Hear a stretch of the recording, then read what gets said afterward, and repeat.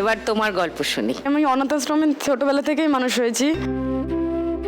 মানে যখন আমার 3 বছর বয়স তখন প্রায় ছোটই। আমার মা শ্বশুরবাড়ি থাকতেন না, তিনি বাপের বাড়ি এসেই থাকতেন।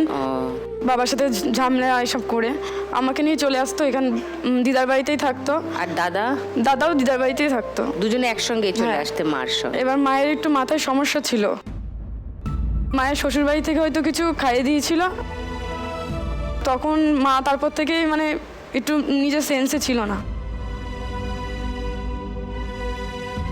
তারপর বাবা যখন আমাদের মামার বাড়ি আসে মায়ের সাথে থাকতো, তখন দুজন মিলে ঝামেলা করতো, কিছু ছোট ছোট কারণ নিয়ে ঝামেলা করে তারপরে মার সাথে রাগারাগি হয়। এবার একদিন আমি আর আমার মা শুয়ে থাকি, আমি তখন প্রায় ছোটোই, মায়ের সামনে আমিও কাঁদছিলাম খিদে পেয়েছিল বলে। আর আমার দিদারা সব বাড়ি ছিল না, দিদা মামা মামিরা সবাই বাইরে ছিল।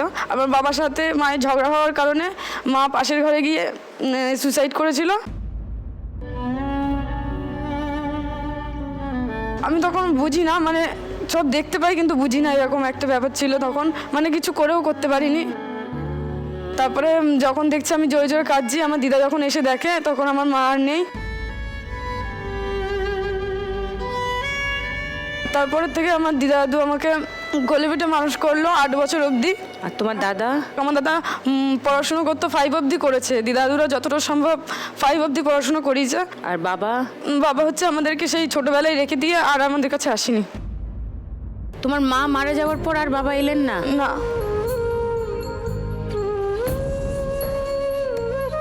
দিদা আমাকে একটা হিনমোটর গার্লস হোস্টেলে, মানে তো ওটা অনাথ আশ্রম, ওখানে আমাকে ভর্তি করে দিয়েছিল। তারপর ওখান থেকে ক্লাস 2 থেকে আমি উচ্চ মাধ্যমিক মানে 12 অবধি আমি পড়াশোনা করেছি, এখন আমি ওখানেই আছি। দাদা এখন কি করছে? দাদা এখন ফার্নিচারে কাজ করে। ওরও ইচ্ছা যে আমি যাতে পড়াশোনা করে কিছু করি, তাই ওর দিদাকে মাঝে মাঝে সাহায্য করতো যাতে আমার কাছে আসতে পারে। অনেক কষ্ট করে আমি উচ্চ মাধ্যমিক অবধি দিয়েছি, কিন্তু আমি আমি মাঝে মাঝে হোস্টেল থেকে যে গরমের ছুটি দুটো ছুটি পেতাম, একটা গরমের ছুটি একটা পুজোর ছুটি। তো পুজোর ছুটিতে আসলাম, সবার জামা হতো, সবাইকে জামা কিনে দিত, কিন্তু আমাকে জামা কিনে দিত না।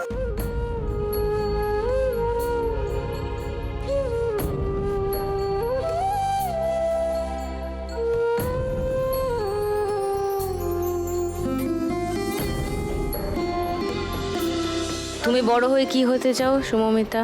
আমি বড় হতে আমার নার্স হওয়ার খুব ইচ্ছা। তুমিও? হ্যাঁ। সুকৃতিও নার্স হবে বলেছে। তোমাদের তো প্রচুর লোক জড়ো হচ্ছে টিমে, হ্যাঁ? তুমি যদি আজকে 1 লাখ টাকা যেত, খেলে কি করবে? আমার ইচ্ছা, আমার দাদুর অপারেশন, মানে চোখে অনেকদিন হলো ছানি পড়েছে, মানে দেখতে পায় না।